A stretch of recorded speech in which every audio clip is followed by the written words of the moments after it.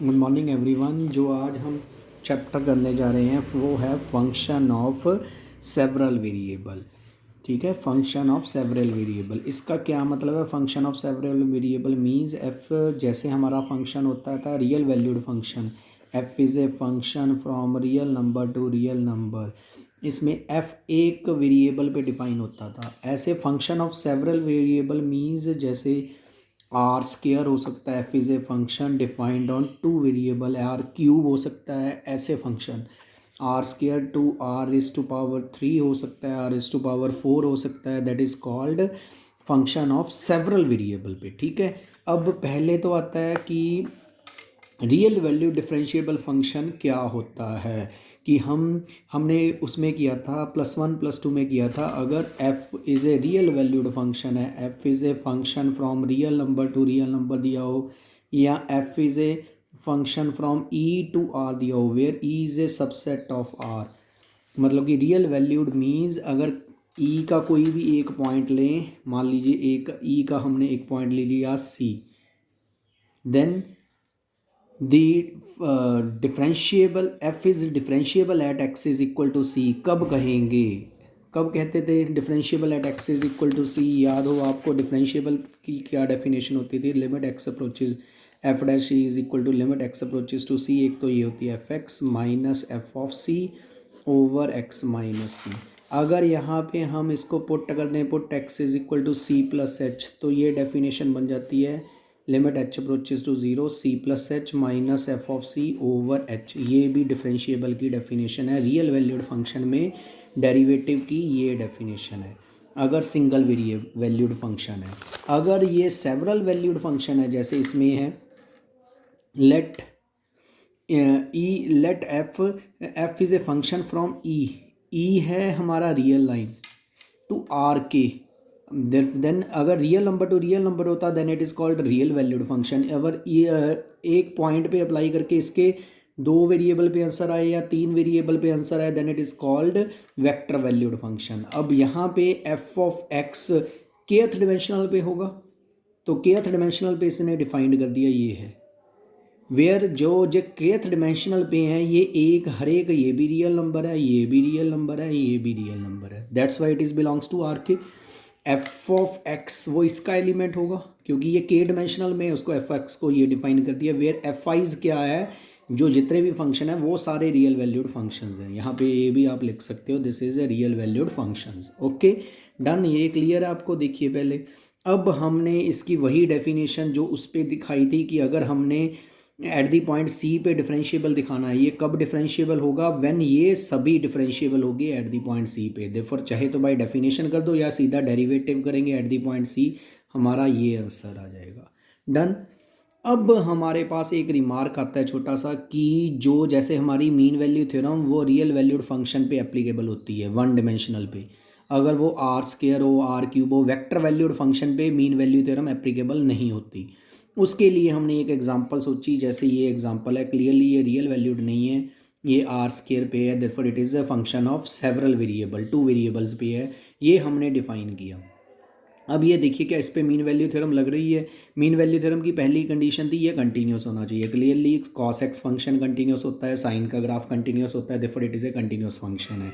दूसरा, इसका डेरिवेटिव करेंगे, कॉस का डेरिवेटिव माइनस साइन आ जाएगा, साइन का डेरिवेटिव कॉस आ जाएगा, क्योंकि इसका डेरिवेटिव भी हो रहा है, therefore it is a differentiable function.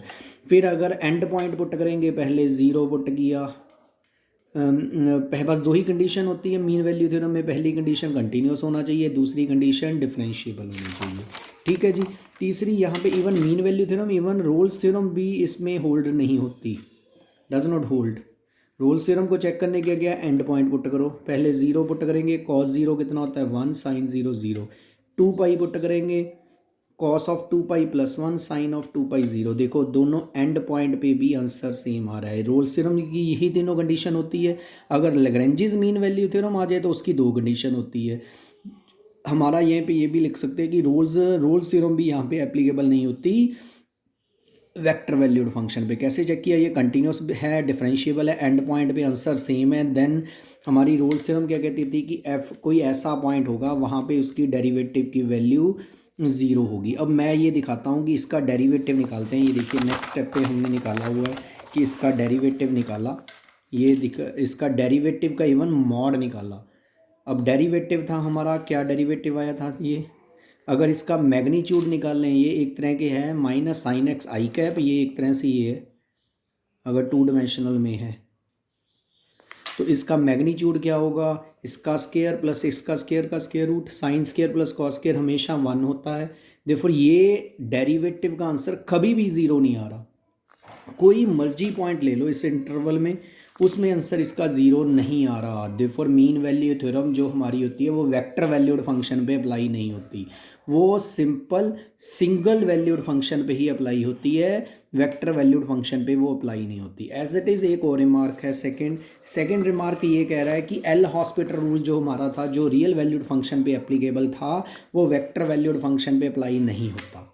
उसकी एक एग्जांपल ली हमने, ये फंक्शन लिया, ये फंक्शन डिफाइन किया हमने 0 1 ओपन इंटरवल टू, यहाँ पे ये कॉम्प्लेक्स वैल्यूड फंक्शन है, टू वेरिएबल पे f of x is equal to identity function ही हमने डिफाइन कर दिया। जी फंक्शन हमने डिफाइन किया, ये भी कॉम्प्लेक्स वैल्यूड है, ये हमें याद रखना पड़ेगा क्योंकि हमने अपनी तरफ से एग्जाम्पल ऐसी सोचनी है जिसपे एल हॉस्पिटल रूल ना लगे। क्लियरली पहले हम इसको सॉल्व करते हैं, एफ एक्स की वैल्यू ये है। क्लियरली अगर ज़ीरो पुट करेंगे तो यहाँ पे 0/0 फॉर्म बन रहा है। एक तो तरीका इसको एल हॉस्पिटल रूल्स करने से, दूसरा विदाउट एल हॉस्पिटल रूल। पहले तो विदाउट एल हॉस्पिटल रूल, ऊपर एक्स कॉमन निकाल लिया, नीचे से कैंसिल हो गया, फिर एक्स को ज़ीरो पुट किया, ये हमारा आंसर आ गया। अब दूसरा देखते हैं, अगर इसका डेरिवेटिव करें, हमने यही था रिजल्ट। एल हॉस्पिटल रूल क्या होता है याद है कि limit x approaches to zero f x is equal over g x. अगर 0/0 फॉर्म बन रही है तो इसका आंसर होता है कि ऊपर वाले का अलग डेरिवेटिव कर दीजिए, नीचे वाले का अलग कर दीजिए। देखिए इक्वल आता है। अब इसके लिए हमें एक तो एफ डैश एक्स चाहिए कि जी डैश एक्स। पहले जी डैश एक्स निकाला, ये जी एक्स है, इसका एक बार ये आपने डेरिवेटिव निकाल देना है, ये आया जी डैश एक्स। इसका मैंने मैग्नीट्यूड भी निकाल लिया। मैग्नीट्यूड कैसे निकालते हैं, इसका मॉड कर दीजिए, ठीक है। ये इसकी कैलकुलेशन की, हमें पता है कि a माइनस बी का mod greater than equal to होता है a का मॉड माइनस b का मॉड। फिर उसके बाद हमें पता है e raise to power iota x की वैल्यू हमेशा वन होती है, ये रह गया। अब यहाँ पे देखिए इसका आंसर क्या होगा। क्लियरली जो ये नंबर है इसका मैग्नीट्यूड, ये तो वन आ गया, इसका आपने मैग्नीट्यूड निकाल लेना है। मैग्नीट्यूड तो आपको निकालना आता है कि एयोटा के बिना वाले का स्केयर प्लस एयोटा के साथ वाले का स्केयर रूट, उससे ये आंसर आ जाएगा। ठीक है जी, ये तो क्लियर है, इसमें तो कोई खास नहीं है। इसका मैग्नीट्यूड निकालना है आपने, इससे ये वैल्यू आई। फिर हमने एफ डैश एक्स ओवर जी डैश एक्स निकाला। एफ डैश एक्स की वैल्यू हमारे पास वन है, जी डैश एक्स की वैल्यू हमने ये निकाल ली है। फिर दोनों तरफ हमने लिमिट ली, लिमिट लेंगे यहाँ पे ज़ीरो पुट करेंगे, ये ज़ीरो आ जाएगा। और मॉड हमें पता है ज़ीरो से बड़ा होता है, इट मीन्स ये खुद ज़ीरो होगा। अगर ये ज़ीरो है, अगर मॉड कन्वर्जेंट है, मॉड की जो वैल्यू है, हमने लिमिट की डेफिनेशन थी वही डेफिनेशन खुद की होती है। इसका आंसर तो आया ज़ीरो, बट उसका आंसर क्या है, जब डेरिवेटिव नहीं किया हुआ तो उसका आंसर आ रहा है हमारा वन। देखो दोनों आपस में इक्वल नहीं है, तो एल हॉस्पिटल रूल एप्लीकेबल नहीं होता फॉर कॉम्प्लेक्स वैल्यूड फंक्शन पे। ठीक है जी, क्लियर है यहाँ तक। चलो दैट्स इट फॉर टुडे।